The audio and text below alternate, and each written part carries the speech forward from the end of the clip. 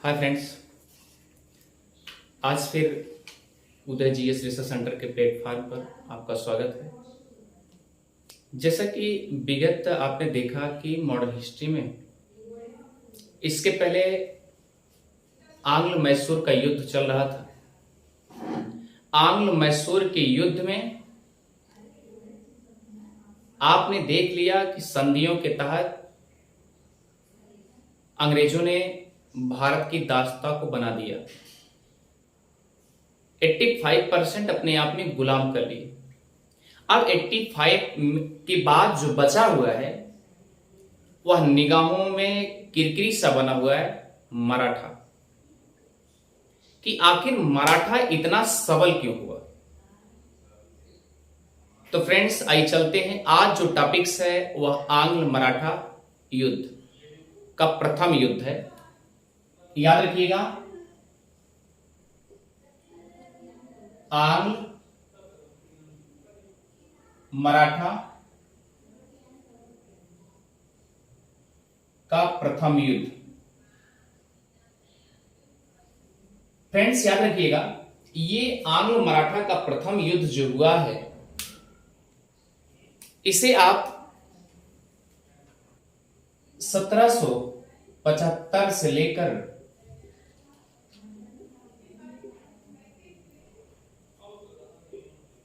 1782 तक ये आंग्ल मराठा युद्ध चलता है। फ्रेंड्स हम थोड़ा सा बैक चलेंगे कि आखिर मराठा जो है ये अंग्रेजों के निगाहों में या पलकों में इतना किरकिरी क्यों बना है, क्यों युद्ध होता है, इस बात को आप टारगेट बनाएंगे और एक लाइन में फैक्ट आप उससे नोट करते चले जाएंगे। क्या क्या फैक्ट है उसके बाद देखेंगे पॉइंट क्या है। तो जैसा कि हम चलेंगे, इधर हम एक छोटा सा मैप बना देते हैं यहां पर इंडिया का।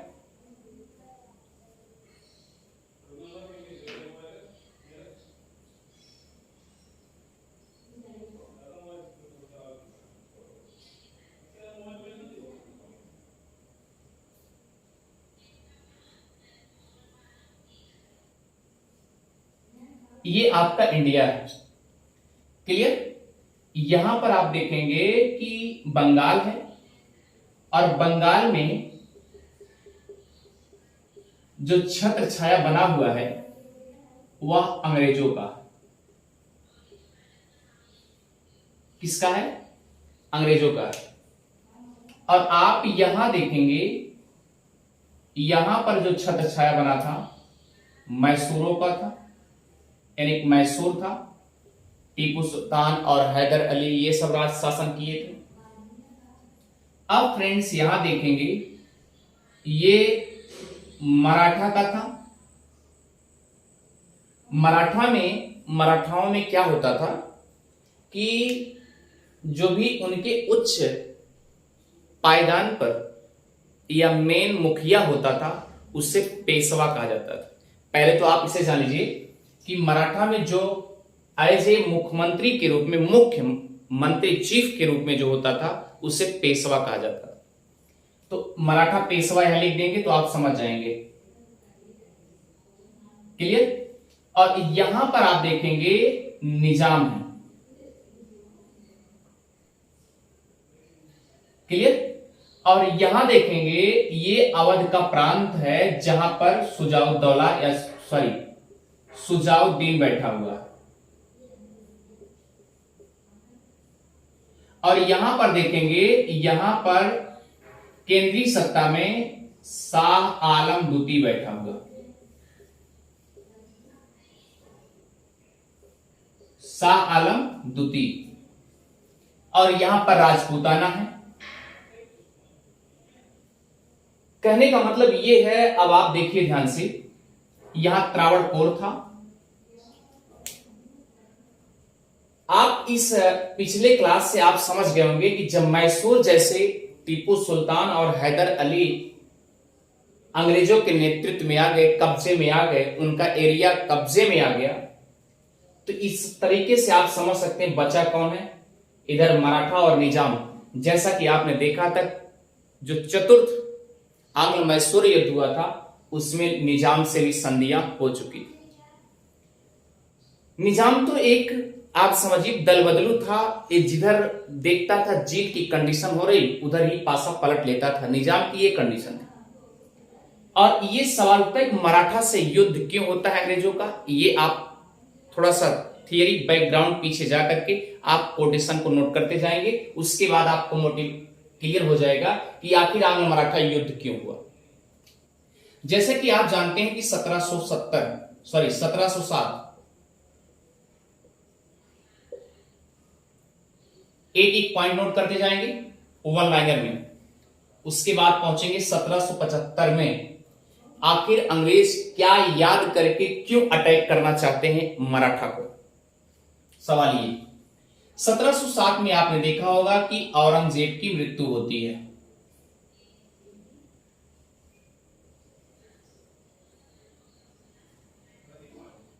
किसकी मृत्यु होती है? औरंगजेब की मृत्यु होती है। और औरंगजेब की जब मृत्यु होती है उस समय कहा जाता है एक मुगल का अंत हुआ। एक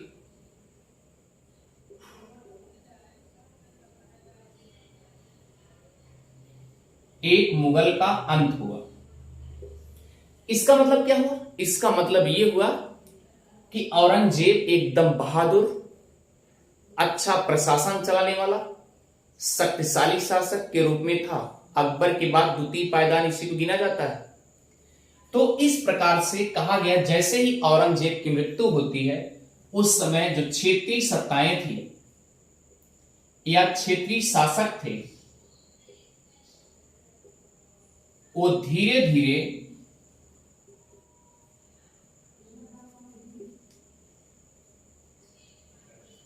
अपने आप को नवाब समझने लगे थे।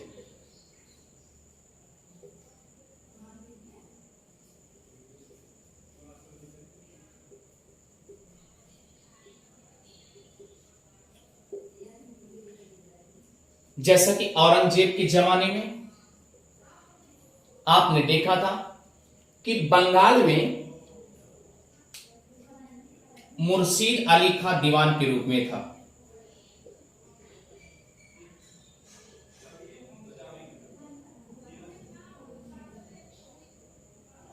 मुर्शीद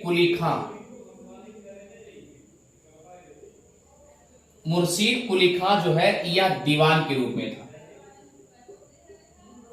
जो कि राजस्व वसूल करके केंद्रीय सत्ता में पहुंचाया करता था। क्लियर हो गया? आप फ्रेंड्स आगे बात समझ देखिए। मुर्शीद कुली खां को लगा कि औरंगजेब की मृत्यु हो चुकी है, केंद्रीय सत्ता में सब कुछ विनाश हो चुका है, अब कोई उस तरीके से देखने वाला नहीं है। तब ये मुर्शीद कुली खां अपने आप को बंगाल का नवाब समझ बैठा। जैसा कि आपने देखा होगा कि बंगाल की राजधानी ढाका से उठा करके मुर्शिदाबाद कर दिया था, अपने नाम पे कर दिया था। ठीक है, इतनी बातें आप पढ़ चुके हैं पिछले क्लास में। अब फ्रेंड्स याद रखिएगा, 1757 ईस्वी में क्या हुआ? यहां पर प्लासी का युद्ध होता है। बंगाल में ही होता है, प्लास नामक स्थान पे प्लासी का युद्ध हुआ। उसमें भी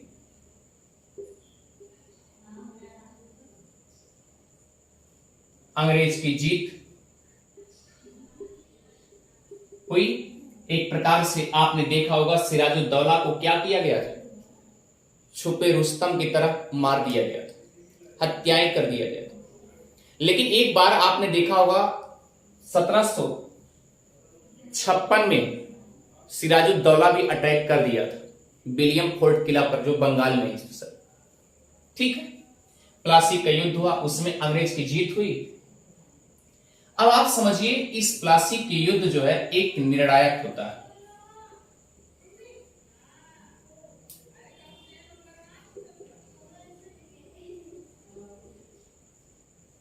क्या होता है? निर्णायक युद्ध होता है। फिर देखते हैं 1764 ईस्वी में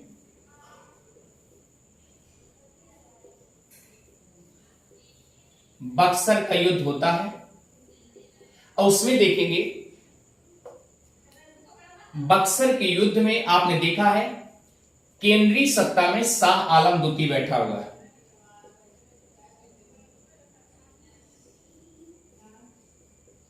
शाह आलम सेकंड।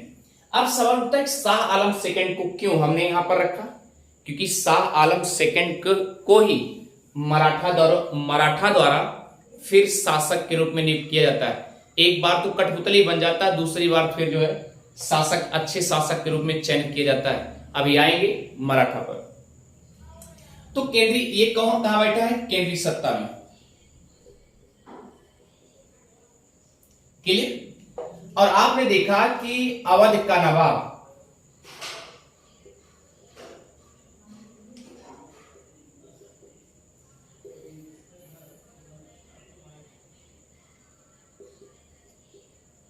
सुजाउद्दीन है और आप जानते हैं कि मीर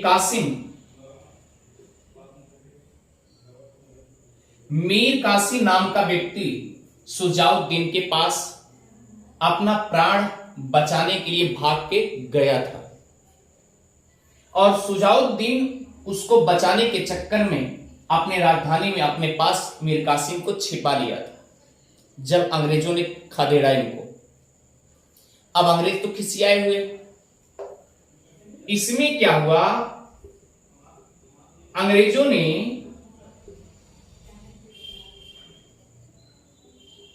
घमासान युद्ध किया। इसमें भी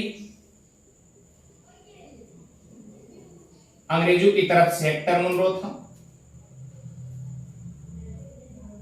फ्रेंड्स याद रखिएगा, यह हेक्टर मुनरो, ये बात याद रखिएगा, अंग्रेजों की तरफ लड़ रहा था। जैसा कि आप जानते हैं कि प्लासी के युद्ध में अंग्रेजों की तरफ से रॉबर्ट क्लाइव था।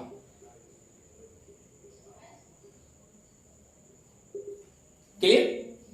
यह हेक्टर मुनरो क्या करता है, इस युद्ध में जब इनको हरा देता है, परास्त कर देता है, और डर के कारण शाह आलम द्वितीय और अवध के नवाब सुजाउद्दीन, ये दोनों मिल करके यहां पर अंग्रेजों के सामने क्या करते हैं, नतमस्तक कर देते हैं, सरेंडर कर देते हैं। और सरेंडर एकदम अपने आप में गुलाम कर देते हैं अंग्रेजों के सामने। अब देखिए तीनों जगह क्या हुआ, अंग्रेजों का वर्चस्व बढ़ता गया।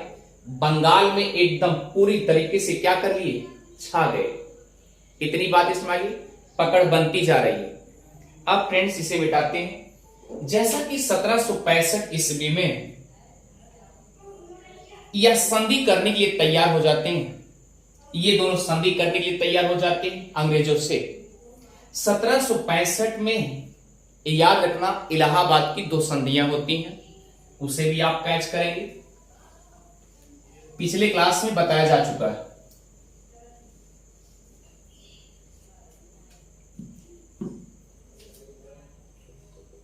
सत्रह सौ 65 ईस्वी में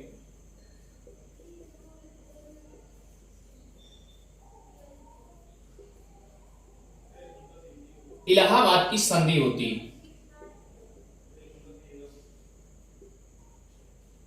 क्लियर। उस समय रॉबर्ट क्लाइव को दोबारा याद किया जाता है।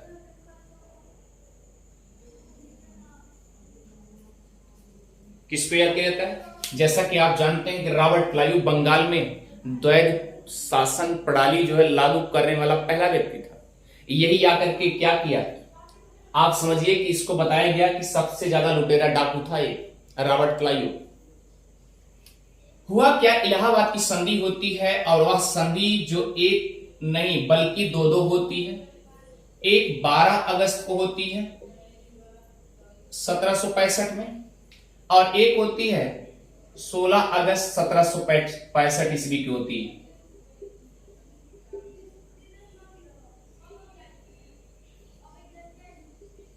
अब ऐसा डेट क्यों पड़ा, क्योंकि 2 व्यक्ति है ना, केंद्रीय सत्ता में जो 12 को होती है वह केंद्रीय सत्ता के साथ होती है। किसके साथ होती है? केंद्रीय सत्ता के साथ होती है। अब केंद्रीय सत्ता में कौन बैठा है? शाह आलम सेकंड। और 16 तारीख को जो होती है, याद रखिएगा, वह अवध के नवाब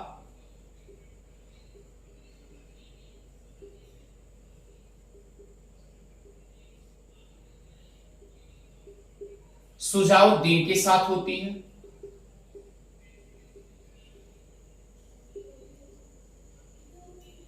क्लियर? अब सवाल उठता है, इधर आप समझिए कि रॉबर्ट क्लाइव है और एक प्रकार से यह गवर्नर के रूप में, ठीक है, क्या करता है? ये कहता है इस तरीके से संधि हम नहीं करेंगे, बल्कि हम इस तरीके से संधि करेंगे, समझौता करेंगे। शाह आलम द्वितीय से कहता है, जरा ध्यान दीजिएगा, शाह आलम द्वितीय से क्या कहता है? कहता है कि हे शाह आलम द्वितीय, हमें 3 क्षेत्रों की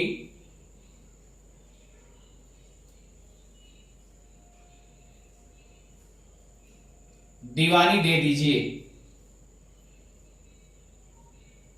कहां कहां की दीवानी मांग रहा था? बंगाल, बिहार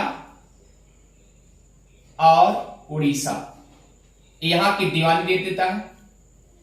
केंद्रीय सत्ता में बैठा हुआ शाह आलम द्वितीय पहले ही गुलाम हो चुका है, जैसा कि आपने बक्सर के युद्ध में देखा है। शाह आलम द्वितीय जो है ये क्या करेगा? झुका है पहले से, इसलिए बंगाल, बिहार, उड़ीसा की दीवानी को दे देगा। किसको दे देगा? अंग्रेजों को दे देगा। पहली शर्त हो गई। अगली कंडीशन है, फिर वही का कांग्रेस कहता है आज शाह आलम द्वितीय से, फिर अगली शर्त क्या है कि हम इसके बदले में, अगर बंगाल और बिहार और उड़ीसा की दीवानी आप हमें दे देंगे तो इसके बदले में हम क्या करेंगे? आपको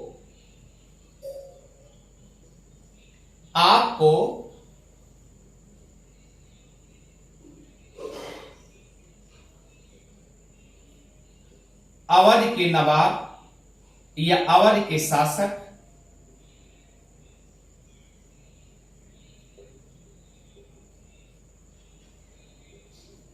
सुजाउद्दीन से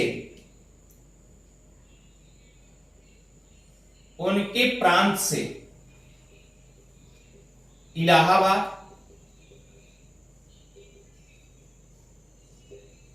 और कड़ा क्षेत्र दे देंगे नहीं बल्कि दिलवा देंगे।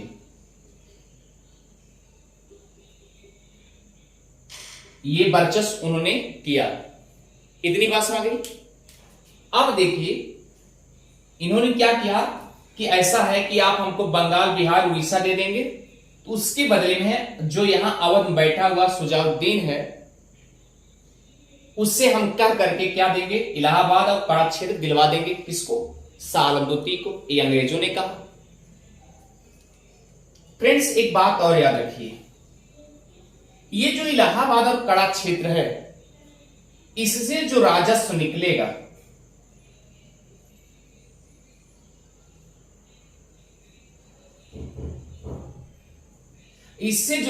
निकलेगा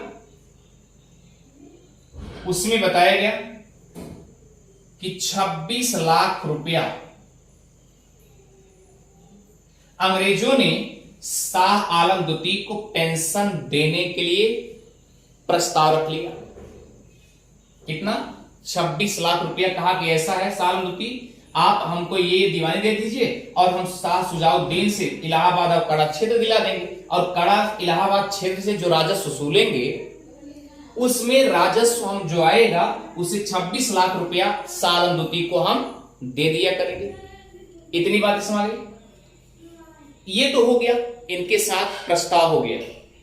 अब ये क्या करता है? यहां दूसरी संधि होता है इनसे, सुजाउद्दीन से। सुजाउद्दीन क्या करता है?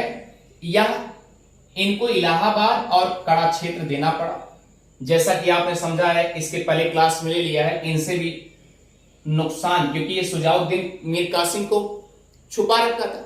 अब उसी को बचाने के चक्कर में इनके ऊपर जुर्माना भी लगा, पिछले क्लास में आप पढ़ चुके हैं। तो ये इस प्रकार से इलाहाबाद की संधि होती है, जैसा कि आप समझ चुके हैं। अब देखिए अगला पॉइंट क्या है।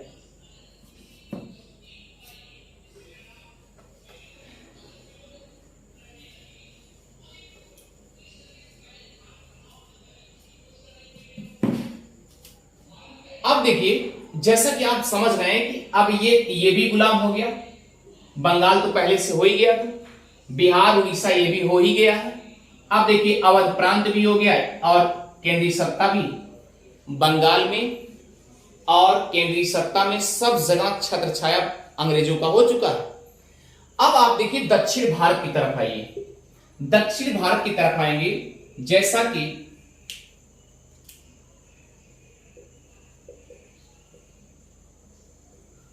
अंग्रेजों ने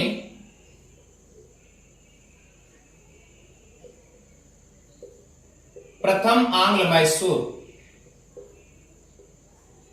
युद्ध लड़ा, जो कि 1767 से 69 तक के बीच ये लड़ाई थी। इसमें क्या हुआ, अंग्रेजों की हार थी,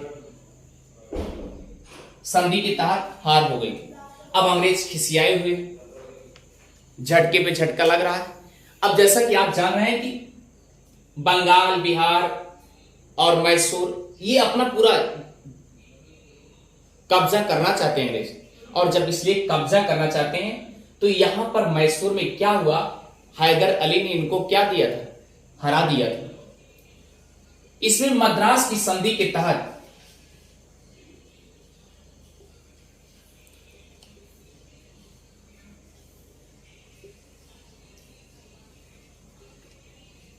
मद्रास की संधि के तहत अंग्रेजों को पुनः वह क्षेत्र मिल गया था जो पहले से ले चुके थे।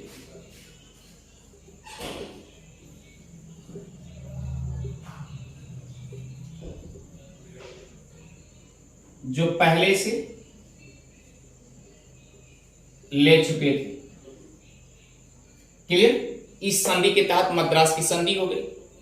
अब देखिए सवाल उठता है, अब अंग्रेजों के मन में क्या हुआ, यहां भी रुतबा जमा चुके, यहां भी, यहां भी, यहां भी, यहां तो पहले से संधि हो चुकी, अब मैसूर भी हो चुका है। इसका मतलब मेन पॉइंट तो हो ही चुका है। अगला क्या होता है कि देखिए याद रखिएगा, बंगाल का ऐसे लिखेंगे, अंग्रेज बंगाल और मुंबई और मद्रास, यहां पर इनकी प्रेसिडेंसियां हो गई। इनकी प्रेसिडेंसी, या ऐसे लिख लीजिए, ये तीनों प्रेसिडेंसी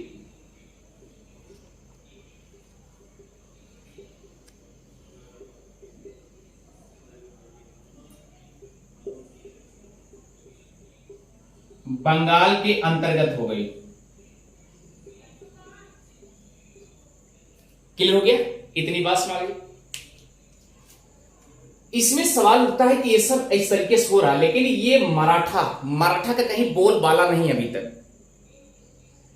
लेकिन फ्रेंड्स अब यहां बोलबाला होने जा रहा है। इस बोलबाला को आप समझेंगे अच्छे खासे। आपने देखा था कि जब इधर अंग्रेज लोग मैसूर पर कब्जा करने जा रहे थे, लड़ाई छिड़ी हुई थी। एट लास्ट आंग्ल मैसूर का जो तृतीय युद्ध होता है, चतुर्थ, लास्ट में मैसूर उनके कब्जे में आ ही जाता है। चतुर्थ जो आंग्ल मैसूर युद्ध होता है, उसमें क्या होता है, मैसूर अंग्रेजों के कब्जे में पूरी तरीके से आ गया। अब इनके कब्जे में तो हो ही गया। अब बचा क्या, निजाम तो पहले संधि कर चुके हैं, बचा क्या है, मराठों का बोलबाला। अब ऐसा समझिए कि मराठा अभी तक अंग्रेजों से क्यों नहीं भिड़े थे, अनबन चल रही थी, लेकिन ये क्या करते थे अंग्रेज, ये संधि करके अपने साथ मिला करके इधर मैसूर मैसूर पर और निजाम को मिलाकर के मैसूर पर अटैक कराता था अंग्रेज। इतनी बात समझी कूटनीतिक तरीके से। इसलिए अब मराठा जो है अब इतना ये धीरे धीरे क्या हुआ, ये धीरे धीरे उभर रहा था। क्योंकि देखिए जब आप आंग्ल मैसूर का चतुर्थ पढ़ेंगे, चतुर्थ में कुछ अंश मिला संधि के तहत, आपने देखा होगा कार्नवालिस से सौदा भी हो गया था। कार्नवालिस ने कहा ठीक अगर हम जीत जाएंगे तो आपको हिस्सा देंगे, तीनों को भागीदार हो जाएंगे। अब इसमें भी कुछ मिला। धीरे धीरे मराठा का पेशवा उस समय उभर ही रहे थे। अब उनको लगा क्या, अब एक बात याद रखिए 1771 ईस्वी में मराठा मैसूर पर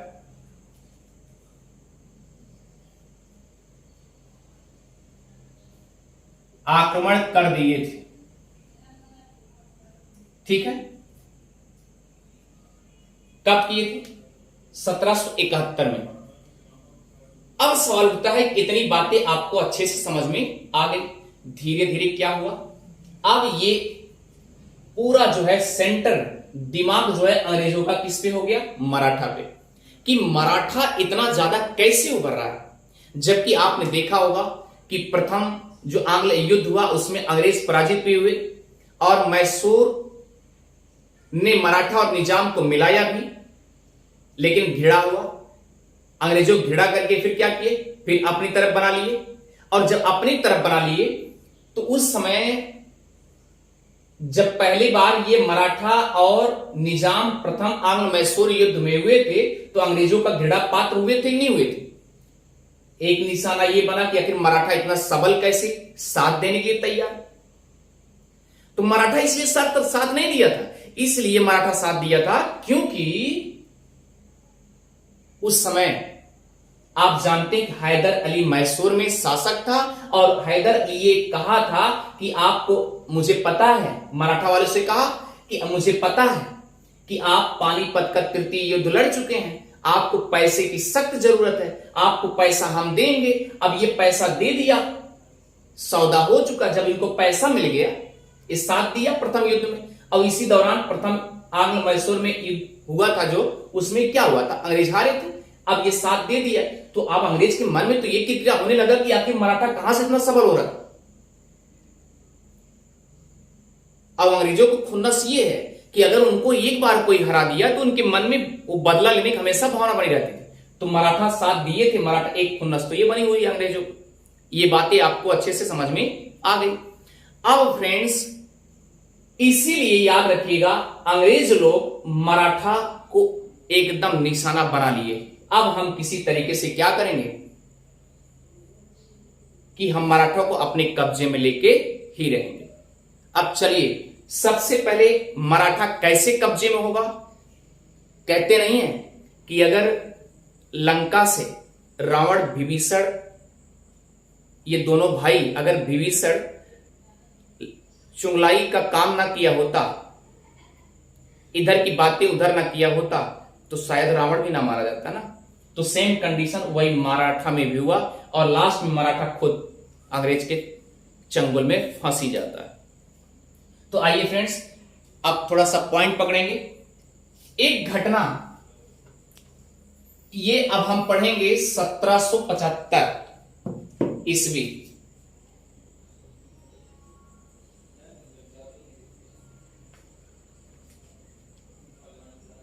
(1775) में अंग्रेजों के एक बात याद रखिए, अंग्रेजों को बीती यादें आ रही हैं।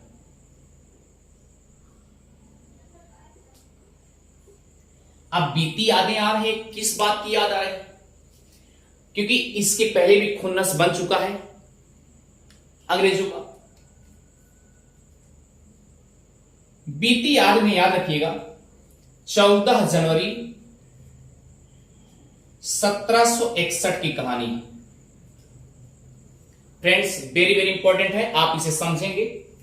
अब आपका पूरा एकदम जान लीजिए आंग्ल मराठा का प्रथम युद्ध यहीं से स्टार्टिंग होता है।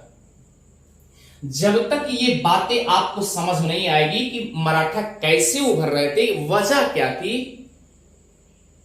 और उसमें एक ऐसा व्यक्ति है जो अंग्रेज से जाके मिल जाता है, वही सर्वनाश करने के लिए तुला हुआ है। इसीलिए लास्ट में क्या होता है, आंग्ल मराठा युद्ध छिड़कर ही रहता है। तो फ्रेंड्स आइए, अब सवाल उठता है, अंग्रेजों को बीती यादें आ रही हैं, और बीती यादें क्यों आ रही हैं, और केवल केवल किसके लिए सोच रहे हैं, मराठों के लिए।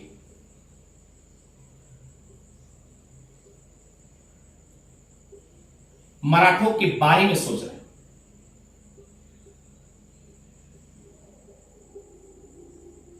और हमको पढ़ना क्या है, 1765, और यहां पर याद किस बात को कर रहे हैं, क्योंकि मराठा उस समय एकदम जबरदस्त शासक के रूप में उभर रहे थे, प्रशासन भी चला रहे थे, अच्छा खासा कूटनीति भी खेल रहे थे, क्योंकि उनके पास पैसे भी चारों तरफ से आ गए, उधर से मिले, और कार्नवालिस ने कुछ क्षेत्र भी दे दिया, क्षेत्र भी मिल रहे हैं। अब 14 जनवरी 1761 की बात है। अब होता क्या है, 14 जनवरी को याद रखिएगा, पानीपत का तीसरा युद्ध होता है। यही पानीपत का तीसरा युद्ध अगर आप समझ जाएंगे तो आपके लिए बहुत अच्छी तरीके से आंग्ल मराठा का प्रथम युद्ध समझ में आ जाएगा। और यह घटना है 1761 की। चलिए फिर समझते हैं। एक अफगानी व्यक्ति था,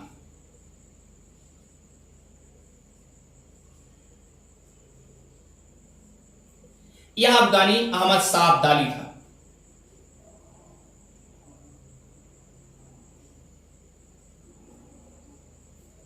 कौन था, अहमद शाह अब्दाली था। क्लियर, इतनी बातें आपको अच्छे से समझ में आ रही है।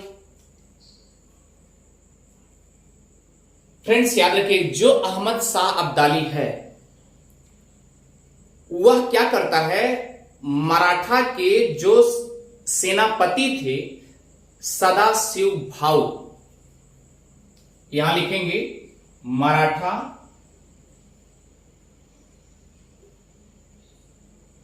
के सेनापति जिनका नाम था सदाशिव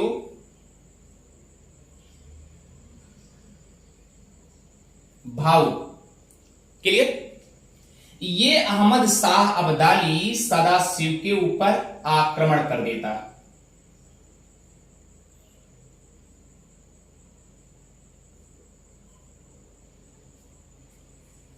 आक्रमण कर देता है। क्लियर, कौन करता है, अहमद शाह अब्दाली करता है। किसके ऊपर करता है, सदाशिव भाऊ के ऊपर। सदाशिव मराठा के सेनापति थे।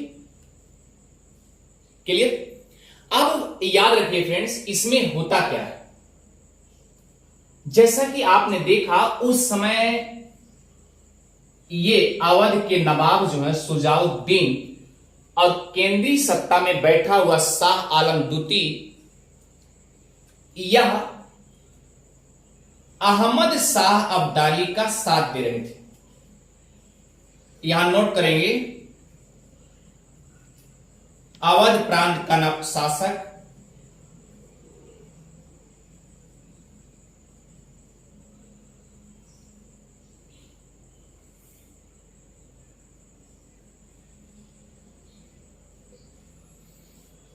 सुजाउद्दीन और केंद्रीय सत्ता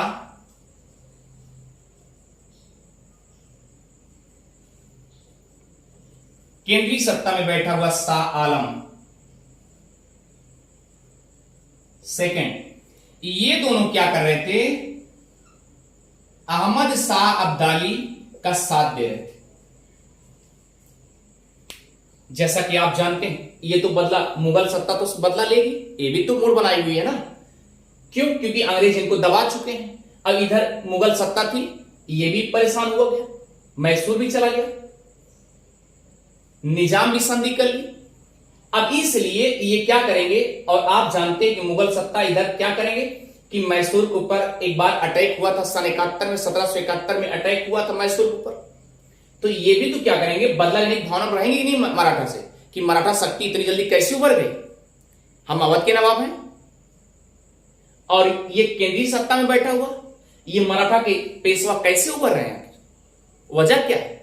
अब इसी दौरान क्या हुआ, मराठा के सेनापति सदाशिव भाऊ ये क्या किए, सीधा अहमद सदाशिव भाऊ के ऊपर आक्रमण कर दिए। कौन, अहमद शाह अब्दाली और सुजाउद्दीन और केंद्रीय सत्ता में बैठा शाह आलम द्वितीय, ये आक्रमण अच्छे से किए। और जब अच्छे से कर दिए तो परिणाम आप जान ही रहे, उस समय क्या होगा, मराठा शक्ति बहुत कमजोर हो गई, यानी युद्ध हुआ, जब आक्रमण हुआ कमजोर हो गई, इनकी शक्ति धीरे धीरे क्षीण होने लगी।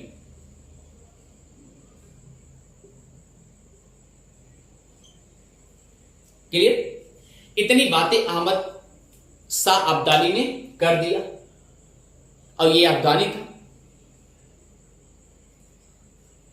जब इनके ऊपर इस तरीके से सेनापति के ऊपर अटैक हो जाता है, यहां पर सदाशिव भाऊ जब धीरे धीरे इनकी वीकनेस कंडीशन अंग्रेजों को मिल जाता है, तो अंग्रेज क्या करेंगे, अब इससे बढ़िया चांस क्या मिला है, क्योंकि अहमद शाह अब्दाली ने कर ही बैठा जिसकी मुझे तलाश थी।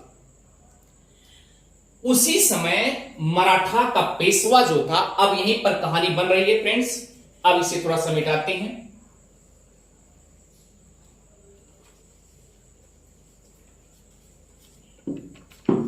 चलें, याद रखिए यहां पर मराठा का पेशवा, हमने आपसे बताया कि ये तो सेनापति हैं और ये कौन है, मराठा का पेशवा। पेशवा उसे कहा जाता था जो मराठाओं के मेन मुख्य एज ए प्रधानमंत्री, आप कह सकते हैं प्रधान होता था, मुखिया लेवल, उसको पेशवा कहा जाता है। तो मराठा का पेशवा उस समय 1761 में बालाजी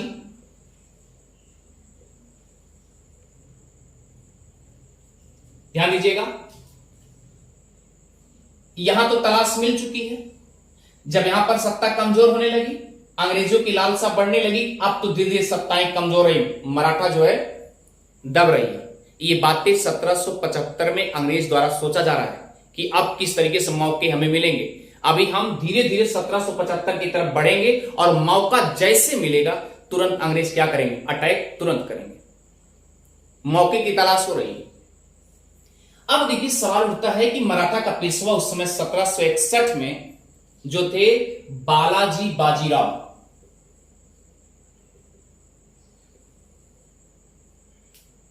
बालाजी बाजीराव थे। इतनी बातें समझ में आ गई, क्लियर। और हुआ क्या,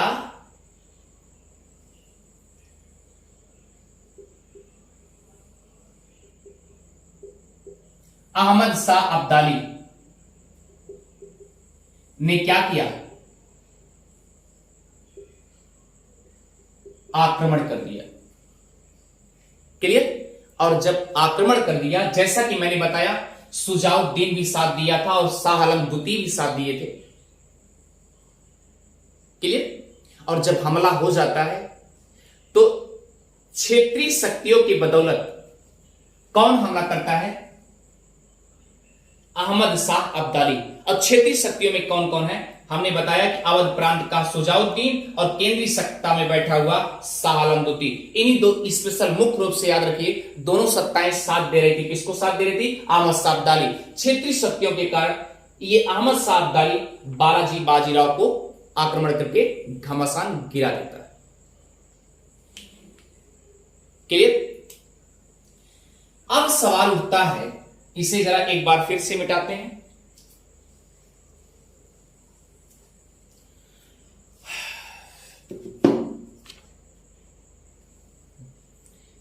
जैसा कि फ्रेंड्स, ये जब क्षेत्रीय शक्तियों का बोलबाला पाया, अहमद शाह अब्दाली धीरे से एक इसके ऊपर हमला कर दिया, बालाजी बाजीराव के ऊपर हमला कर दिया।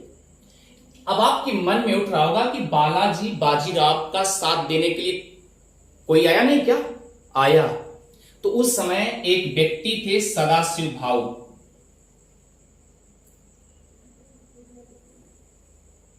कौन थे? सदाशिव भाऊ। अब उनके, याद रखिएगा, एक सेनापति थे, उनका नाम था विश्वासराव।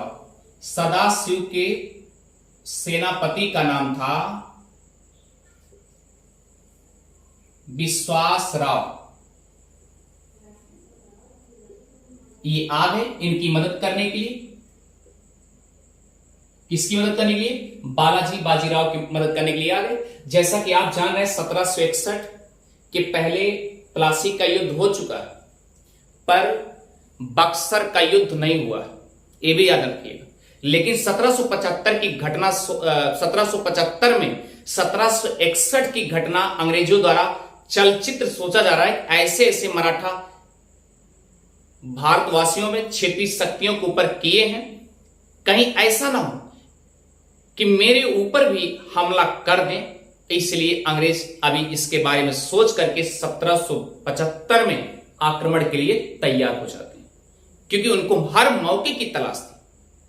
अब फ्रेंड्स याद रखिएगा, यहां की जो क्षेत्रीय सत्ता थी, वह क्षेत्रीय सत्ता भी चाह रहे थे कि ये आखिर हम सब तो गुलाम हो ही चुके हैं, ये आखिर मराठा लोग कैसे उभर रहे हैं, कैसे आगे बढ़ रहे हैं, वजह क्या है? इसलिए उनको भी टेंशन बना।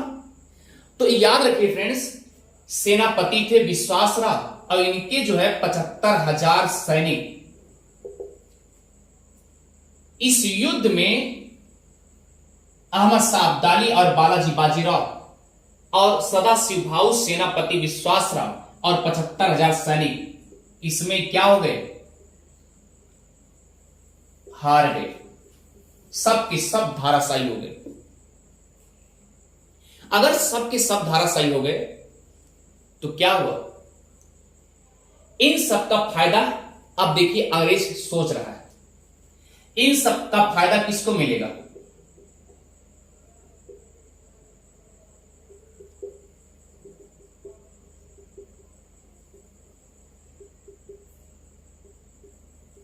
अंग्रेजों को मिल रहा है, क्योंकि धीरे धीरे सत्ताएं कमजोर हो रही हैं, मराठा कमजोर हो रहा है। क्योंकि आप जानते हैं एक युद्ध लड़ने में क्या होता है। अब हुआ क्या कंडीशन, जब ये 75,000 सैनिक और विश्वासराव और सदाशिव भाऊ, ये सब अंग्रेजों ने, सॉरी,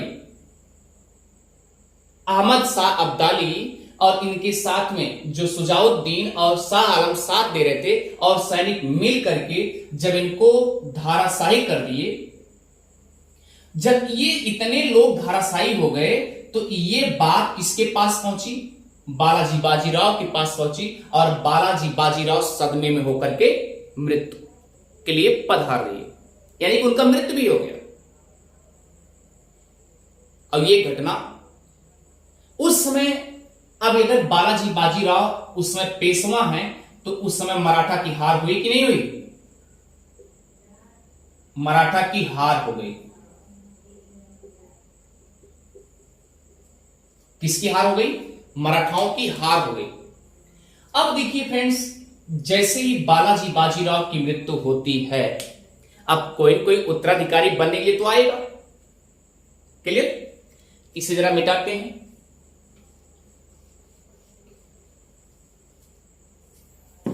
बालाजी बाजीराव की मृत्यु हो चुकी, यहां लिखेंगे बालाजी बाजीराव की मृत्यु के बाद उत्तराधिकारी के रूप में, याद रखिएगा, धीरे धीरे ये बात और दूर तक पहुंची। उस समय ये हुआ कि अब किसको पेशवा बनाया जाए। उस समय एक व्यक्ति थे माधव पेशवा, माधव राव पेशवा, यानी माधव राव को पेशवा बनाया गया।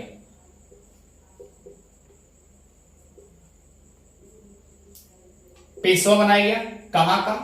मराठा का। या मराठाओं का पेशवा बनाया गया।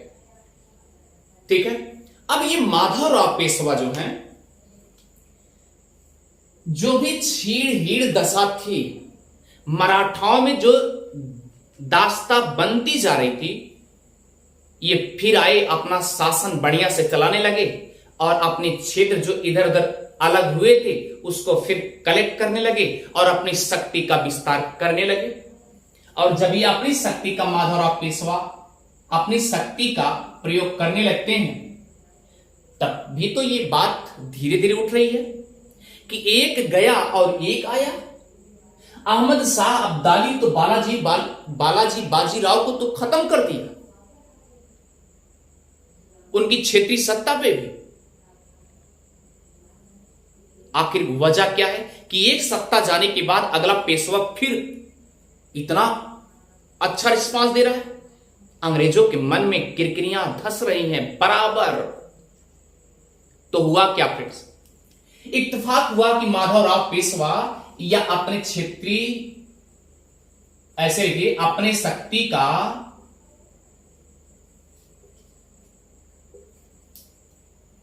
विस्तार किया। और जब अपने शक्ति का विस्तार किया तो अपने क्षेत्र का भी, इसका मतलब अपने क्षेत्र के बारे में सोचा होगा।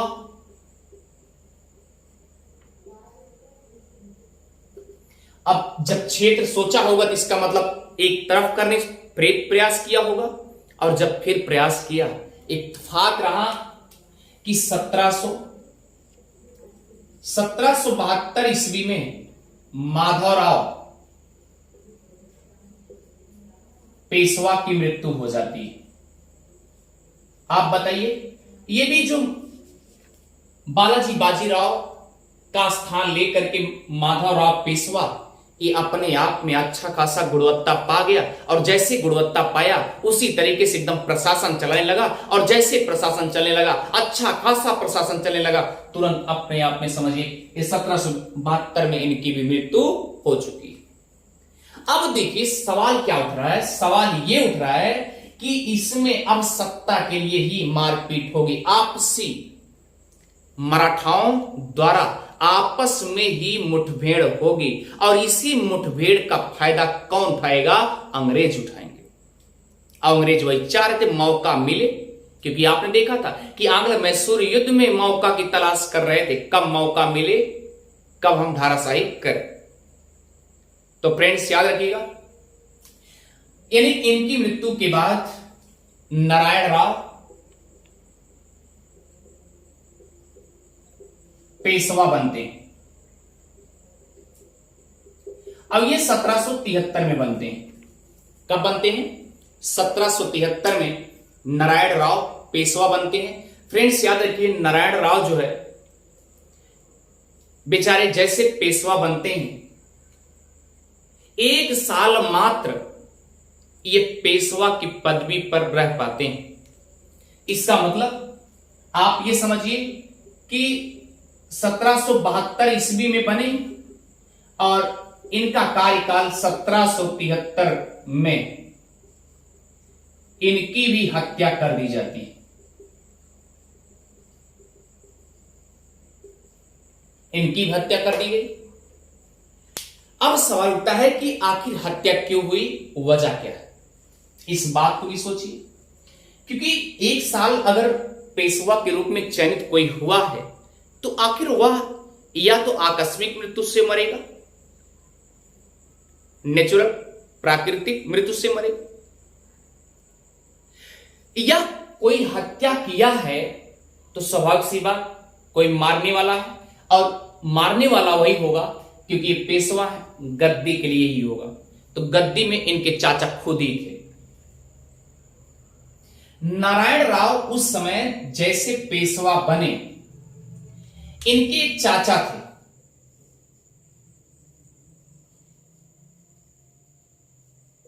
इनके जो चाचा थे उनका नाम था रघुनाथ राव। इनके चाचा का क्या नाम था? रघुनाथ राव या रघुआ। फिर नारायण राव जैसे पेशवा बने तुरंत इनके चाचा जो है इनके आंखों में किरकिरी धंसने लगी कि आखिर हम चाचा थे, हमको तो बनना चाहिए, कैसे ये बनेंगे नारायण राव। इसलिए रघुनाथ राव के मन में ये खटकने लगा कि नारायण राव पेशवा नहीं बन सकते, और यही नारायण राव को रघुनाथ राव द्वारा हत्या करा दी जाती, इसलिए इनकी पदवी 1 वर्ष के लिए रह जाती। बस 1773 में एवी में चले गए। फ्रेंड्स याद रखिएगा, लेकिन यह पर एक व्यक्ति इनका विरोध करता है। विरोध क्यों करेगा, किसका विरोध करेगा, सवाल ये है। जब इनके चाचा रघुनाथ राव रघोआ नारायण की हत्या कर देंगे, जब इनकी हत्या हो जाएगी, तब बचेगा कौन, रघुनाथ राव तो बचेंगे। अब रघुनाथ राव पेशवा बनने के लिए तैयार,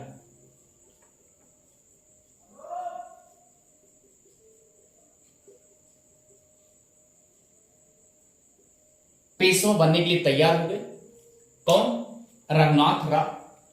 लेकिन फ्रेंड्स आपने कभी नहीं सोचा कि क्या इनका विरोधी कोई नहीं रहा होगा, इनका भी विरोध, क्योंकि ये विरोध किसका किए थे, नारायण राव का पेशवा, जब पेशवा बने थे इनका विरोध किए थे, इनके चाचा खुद थे। अब रघुनाथ राव को भी कोई ऐसे व्यक्ति होंगे जो इनको पसंद नहीं करते होंगे, ये भी सवाल उठता है। तो रघुनाथ राव पेशवा बनने के लिए तैयार हैं, लेकिन लग गया।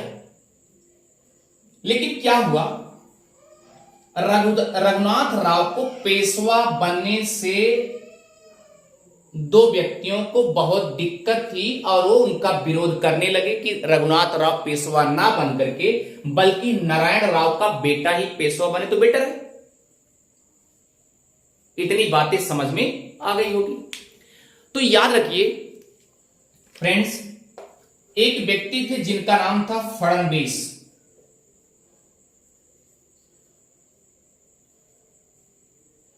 फडणवीस और एक सेनापति था, क्लियर, क्या नाम था, फडणवीस थे। और अगला जो व्यक्ति था वह ये सोच क्या रहा था कि किसी तरीके से जिसे रघुनाथ राव जो है वह बनने ना पाए। वह व्यक्ति अगला जो था वह भी इनका सपोर्ट कर रहा था, फडणवीस का, जिनका नाम था महादजी सिंधिया। क्या नाम था, महादजी सिंधिया।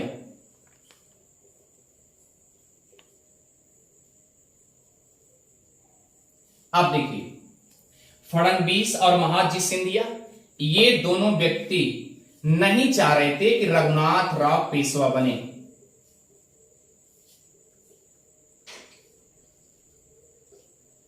ये दोनों व्यक्ति नहीं चाह रहे थे कि पेशवा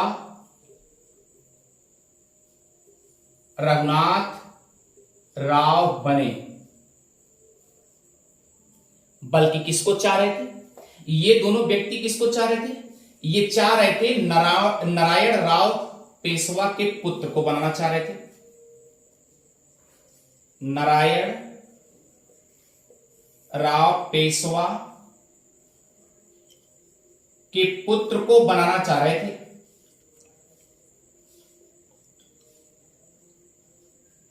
फ्रेंड्स इसे एक बार मिटाते हैं, उसके बाद यहां लिखते हैं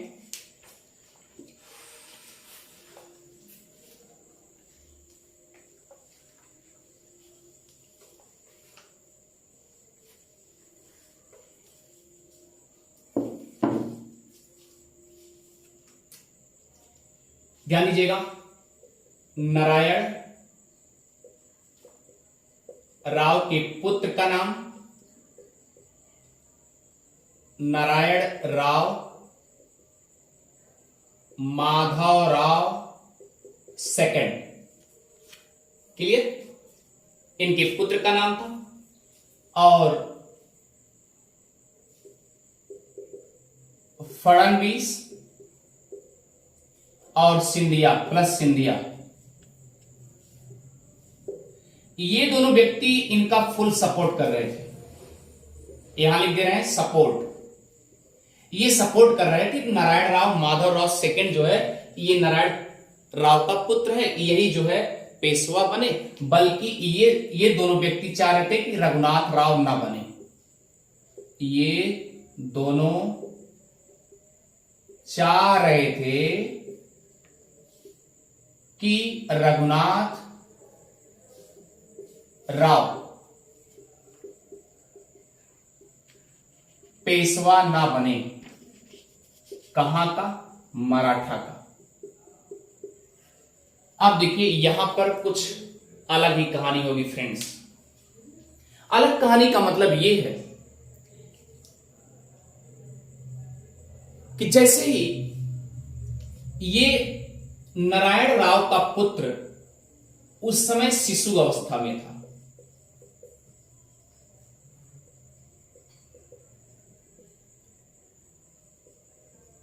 ये नारायण राव जो माधव राव सेकंड है ये शिशु अवस्था में थे। अब फडणवीस और सिंधिया जो है ये दोनों मिलकर के चाह रहे हैं कि नारायण राव ही बने, ये रघुनाथ राव ना बने। इसका मतलब रघुनाथ राव का विरोध फडणवीस और सिंधिया कर ही रहे थे, फुल सपोर्ट कर रहे थे। ये बातें अच्छे से समझ में आ गई। अब देखिए ये फ्रेंड्स अच्छे से समझिएगा कि नारायण राव सिंधिया, ध्यान दीजिएगा, नारायण राव माधव राव सेकंड जो है ये 1774 में गद्दी पे बैठा जाते हैं, गद्दी पर बैठा दिए गए। अब फ्रेंड्स याद रखिए, इधर रघुनाथ राव ये तो चाचा है, नारायण राव के चाचा हैं। नारायण राव पेशवा बन गया लेकिन रघुनाथ राव पेशवा नहीं बने। रघुनाथ राव ने क्या किया? नारायण राव की हत्या करवा दिया, और जब इनकी हत्या करवा दिया तो अब ये फडणवीस और सिंधिया दो व्यक्ति आ गए। ये दोनों व्यक्ति क्या सोचे कि हम कुछ नहीं जानते, रघुनाथ राव बिल्कुल नहीं बनना चाहिए, क्योंकि रघुनाथ राव फडणवीस और सिंधिया के ये भी पहले से खिलाफ था। अगर ये सत्ता में आ जाता तो शायद फडणवीस और सिंधिया के लिए वाट लग जाती। तो इसलिए अगली पार्टी नहीं सोचेगी, कभी नहीं सोचेगी कि ऐसा हो। ठीक है, अब देखिए ये दोनों मिल करके, क्योंकि ये शिशु अवस्था है नारायण राव। अब बताइए कि अगर नारायण राव शिशु अवस्था में तो कितना बढ़िया पेशवा बन करके शासक कर सकते हैं, शासन चला सकते हैं। कैसे चलाएंगे? नहीं चला पाएंगे। तो ये फडणवीस देखिए कितनी बड़ी कूटनीति है। फडणवीस क्या सोचते हैं? फडणवीस और सिंधिया सोचते हैं एक ऐसा कमेटी बनाया जाए, इसको मिटा दे रहे हैं, यहां लिख दे रहे हैं, ये दोनों ने एक कमेटी बनाई,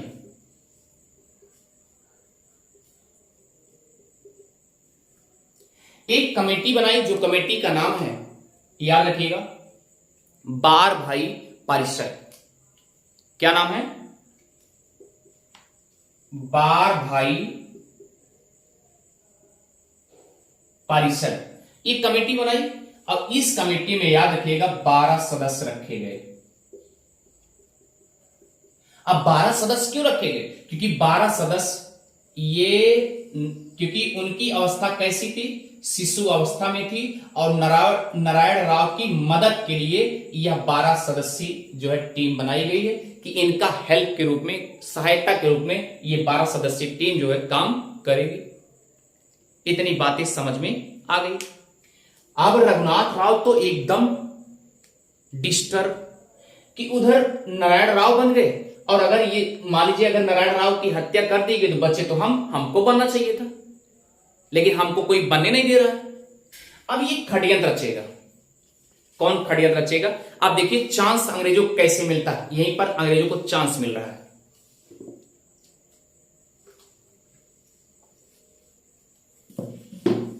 अब देखिए ये रघुनाथ राव, इनको गद्दी पे, नारायण राव को गद्दी पर बैठा दिया गया, जो कि 12 सदस्यीय टीम उनकी सहायता के लिए जुट गई। अब ये बात याद रखिएगा, ब्रिटिश वालों के पास पहुंचती। और ब्रिटिश में अगर एक स्पेशल आप देखना चाहेंगे तो उस समय फ्रेंड्स अच्छी बात कहानी है कि 1775 की कहानी है। अब रियलिटी आप आ गए। जैसा कि हमने बताया कि आंग्ल मराठा युद्ध जो प्रथम युद्ध है 1775 से लेकर 82 तक है। इसका मतलब अब स्टार्ट होने जा रहा है आंग्ल मराठा का प्रथम युद्ध जो स्टार्ट होने जा रहा है। जैसा कि आप जानते हैं ये रघुनाथ राव 1775 ईस्वी में ये चले गए बंबई। कहा गए? बंबई गए। और ये मराठा बंबई में जब ये पहुंचे तो आप याद रखिए वहां पर ब्रिटिश अधिकारी से मिल लिए। ऐसे लिए क्योंकि आप इतना समझ लीजिए रघुनाथ राव जो है जब वहां पर पहुंचे क्या नाम बोलते हैं ब्रिटिश अधिकारी के पास पहुंचे तो आप ये समझ लीजिए ब्रिटिश अधिकारी बंबई और सूरत और ये सब तो बंगाल मद्रास इधर यहां भी छाए हुए, मैसूर में भी, इधर सब जगह छाए हुए। तो धीरे से वहीं जाकर के मिल गया। ये जब मिल गया रघुनाथ राव किससे मिला? ब्रिटिश अधिकारी से मिला।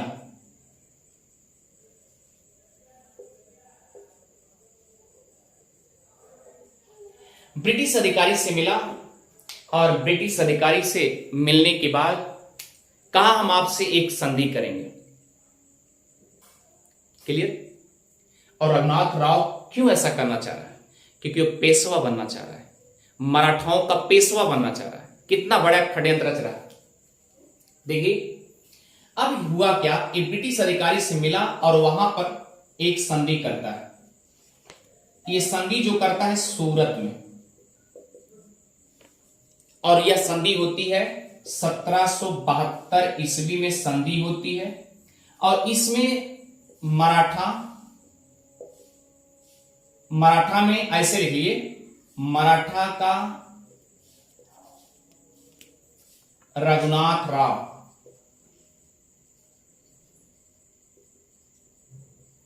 मराठा का रघुनाथ राव और ब्रिटिश अधिकारी के साथ होता है।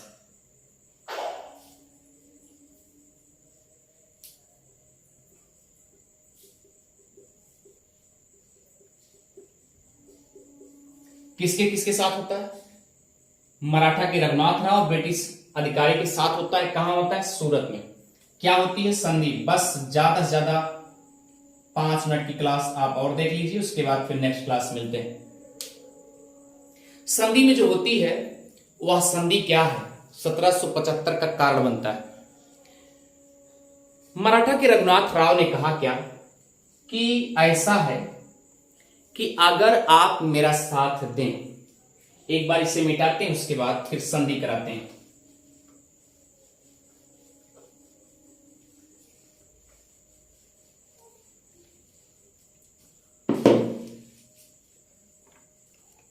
मराठा में रघुनाथ राव प्लस अंग्रेज के बीच संधि हुई,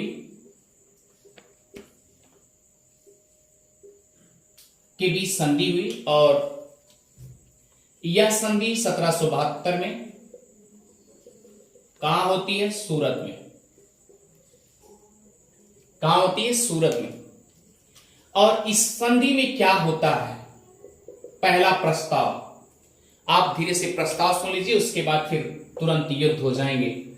अंग्रेजों को मौका मिल गया और यही रघुनाथ राव जाकर के, याद रखना, युद्ध कराता है। ये विभीषण का काम यही कर रहा है। ठीक है। संधि क्या होती है? संधि में कहा कि रघुनाथ राव, लिखते जाइएगा, रघुनाथ राव ने कहा कि आप सब मतलब ब्रिटिश अधिकारी से, आप सब मेरा साथ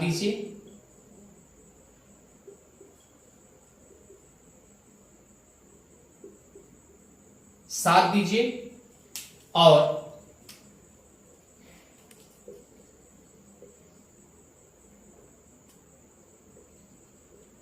मैं मराठा या मराठे के ऊपर हमला बोलने जा रहा हूं।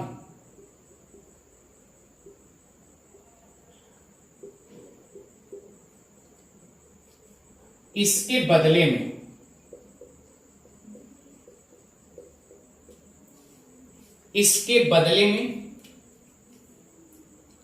आपको हम क्या करेंगे, याद रखिए साल्टेट और वसीन क्षेत्र। साल्टेट एक द्वीप है, साल्टेस द्वीप, और वसीन क्षेत्र को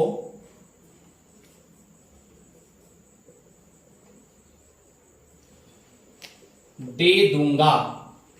ये हार गया। कौन हारा? रघुनाथ राव। किसको हारा? ब्रिटिश को हारा। क्यों हारा?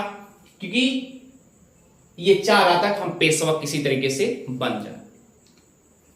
और उसके बाद अगला पॉइंट क्या होगा? अगला प्रस्ताव जो रखता है रघुनाथ राव,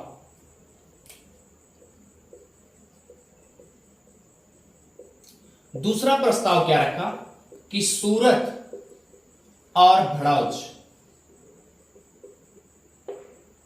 जिसे भरूच भी कहा जाता है, सूरत और भड़ौच से जो राजस्व वसूला जाएगा, वसूलेंगे,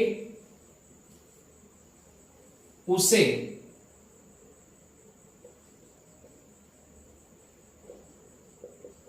हम आपके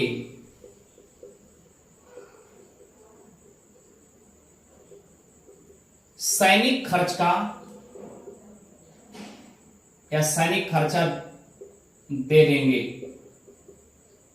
अब अंग्रेजों ने पूछा होगा कितना देंगे आप?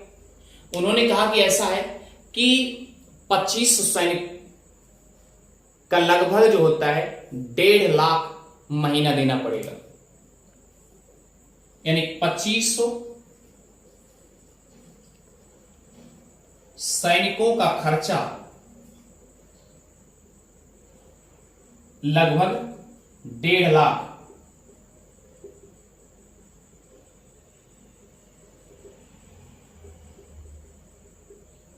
तय हो गया। अब इस पे मुहर लग गई। ठीक, कोई बात नहीं, आप हमको क्या क्या देंगे? साल्टेस द्वीप देंगे, वसीन क्षेत्र दे देंगे, तो क्लियर हो चुका। अगला क्या हुआ? सूरत और भड़ौच से जो भी टैक्स रूप में वसूलेंगे, हमारी सेना को आप प्रोत्साहन दे दीजिएगा, पुरस्कार के रूप में दे दीजिएगा।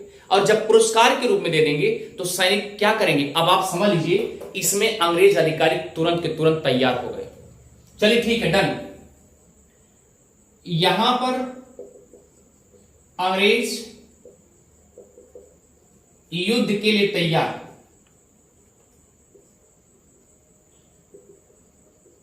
लेकिन अभी ये बात केवल यहां पर सूरत और मुंबई तक ही है, बंगाल तक नहीं गई। इस बात को भी ध्यान दीजिए, आपस में ही क्षेत्रीय सत्ता आपस में लड़ाई करेंगी। और फ्रेंड्स याद रखिएगा, यहीं पर मराठा पेशवा अपने आप में एकदम वीक हो जाता है। आइए चलते हैं। यहां पर अंग्रेज युद्ध के लिए तैयार हो जाते हैं। इसमें क्या होता है? इसमें मराठा प्लस मराठा के रघुनाथ राव प्लस ब्रिटिश सेना एक तरफ हो गई, और एक तरफ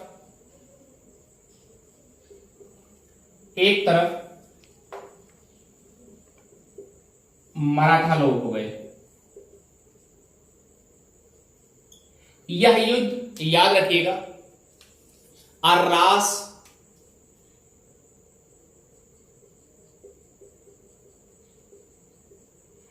नामक युद्ध के नाम से जाना जाता है।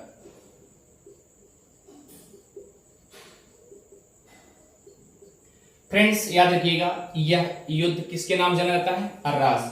तो फ्रेंड्स फिर मिलते हैं नेक्स्ट क्लास में। और अगर आपको समझ में आ रहा है तो उदय जीएस रिसर्च सेंटर को सब्सक्राइब करना कभी ना भूलें फ्रेंड्स। और मिलते हैं बेहतर क्लास में। आज की जो पहली क्लास थी आपकी मराठा और आंग्ल के बीच में प्रथम युद्ध होता है, हम पहुंचे हैं केवल अर्रास नामक युद्ध जहां होता है। उसके बाद आप पढ़ेंगे पुरंदर की संधि होगी, उसके बाद ये मैटर ब्रिटेन जाएगा। तो इस प्रकार से कहानी बनती चली जाएगी। आपको 3 युद्ध कम से कम पढ़ने होंगे, कम से कम क्या 3 युद्ध ही हैं फ्रेंड्स। थैंक यू, मिलते हैं नेक्स्ट क्लास में और बेहतर क्लास में। Thank you.